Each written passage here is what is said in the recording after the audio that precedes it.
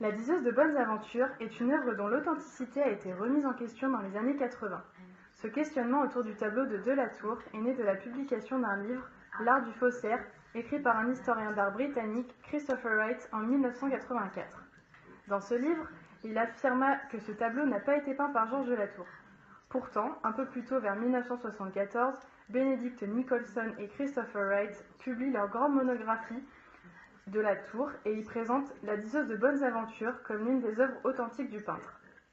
De plus, en 1972, l'authenticité de la diseuse de bonnes aventures avait été confirmée grâce à une comparaison entre les deux autres tableaux d'Ion et les versions des deux tricheurs à l'as de trèfle et de carreau.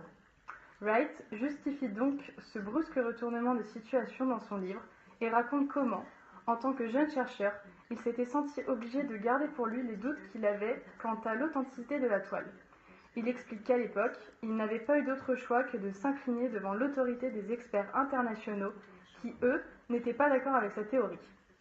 Wright affirma plus tard que plusieurs fausses étaient ainsi identifiées les uns les autres.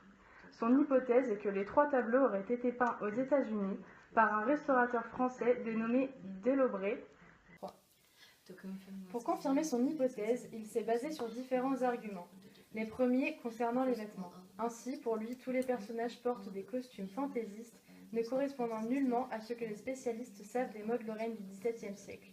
Sur le tapis aux motifs orientaux de la femme, on constate une erreur étonnante de la part d'un peintre, d'habitude si minutieux dans le rendu des étoffes.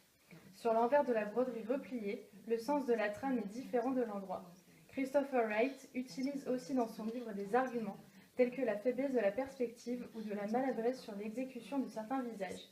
Pour lui, un faussaire assez habile aurait pu facilement se procurer une ancienne toile et mélanger ses couleurs suivant les manuels de l'époque pour reproduire de l'authenticité. Mais la découverte qu'il a faite à cette époque et qui a achevé de le convaincre fut le mot merde, inscrit dans la résille du fichu jeté sur les épaules de la jeune fille au fond à gauche.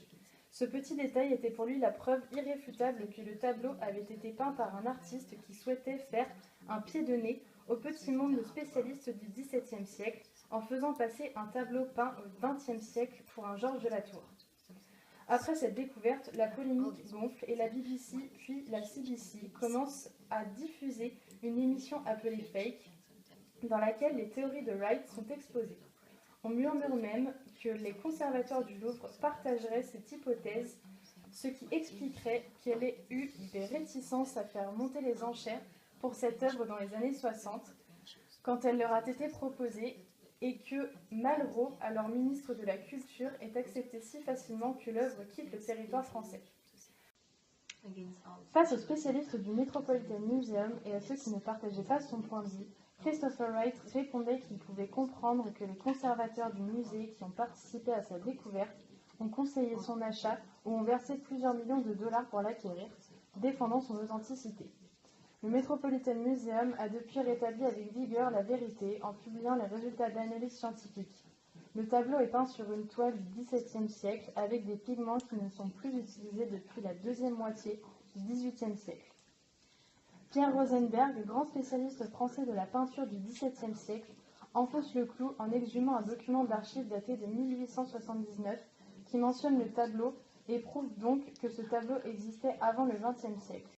Le Met a depuis également expliqué la présence de l'inscription merde par une plaisanterie de restaurateur du XXe siècle, tentée par le dessin des mailles du châle de la gitane, qui formait déjà de façon totalement fortuite l'essentiel du mot, et qui s'est contenté de compléter. Cet ajout a d'ailleurs été effacé lors d'une restauration dans les années 80. Si la correspondance entre le sujet de la toile, un jeune homme de bonne famille berné, et la thèse qui a suscité le scandale d'éminents historiens de l'art et eux aussi bernés, est amusante. Il semble bien que cette polémique soit aujourd'hui éteinte et que seule demeure l'évidence d'un chef-d'œuvre de Georges Delatour.